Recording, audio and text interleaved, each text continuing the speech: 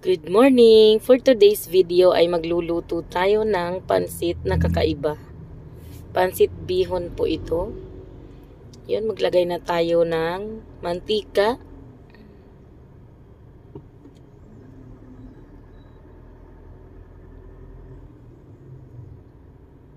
Isunod na rin natin yung sibuyas.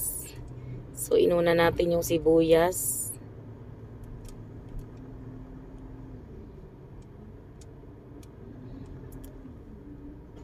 At pagkatapos, isunod na rin kaagad natin yung bawang.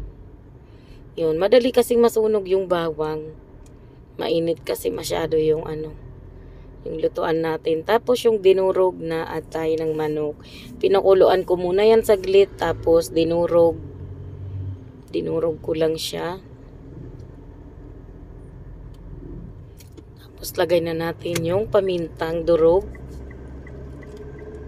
At yung carrots. So, yung carrots po, pwede mong gadgarin, pwede rin namang ilagay mo sa food processor, or pwede mo naman gayatin ng maliliit.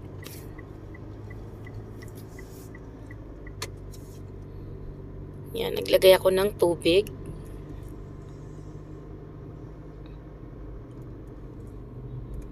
Lagay na rin natin yung asin. So, ang pansit po na to ay hindi natin lalagyan ng toyo. Nilagay ko yung bell pepper. At dahil kumukulo na rin naman po ito, hayaan lang natin ng konti pa para hindi malansa yung atay. Then, tikman na rin natin.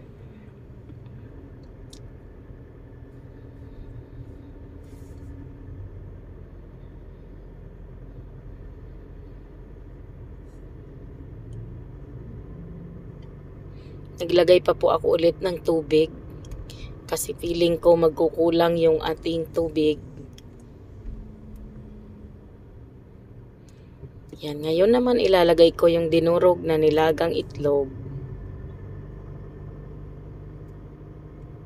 O diba kakaiba tong pansit natin ngayon? May dinurog na itlog.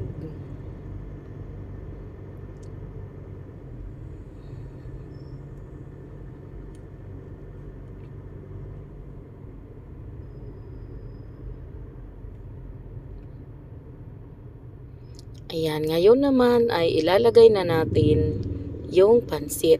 Malambot na po yung pansit na yan. Binabad na natin at pinatulo. Tapos, lagay na natin. So, haluin na lang natin yan. Konting minuto na lang po ay luto na ang ating espesyal na pansit. Espesyal talaga yung tawag ko dito kasi hindi siya ordinary, diba? So, halu-haluin lang natin ng mabuti para maikalat natin yung mga ingredients.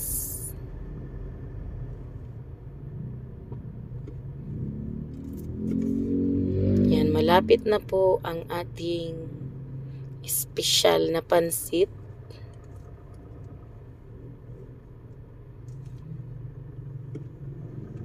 Halu-haluin lang para makalat yung ingredients.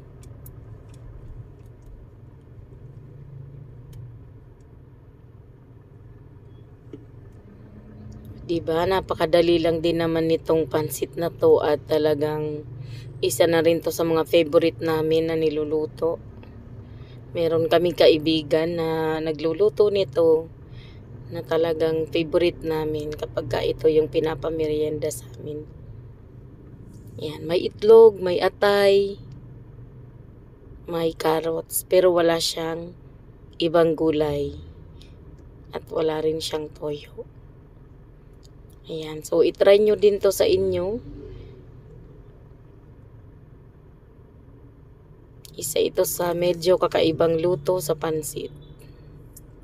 Ayan, kailangan kasi wala nang tubig-tubig sa ilalim bago natin papatayin yung ating induction. Kasi kapag may tubig-tubig ay baka madali lang siyang masira. At ayan na, ready na yung ating pansit. Thank you for watching.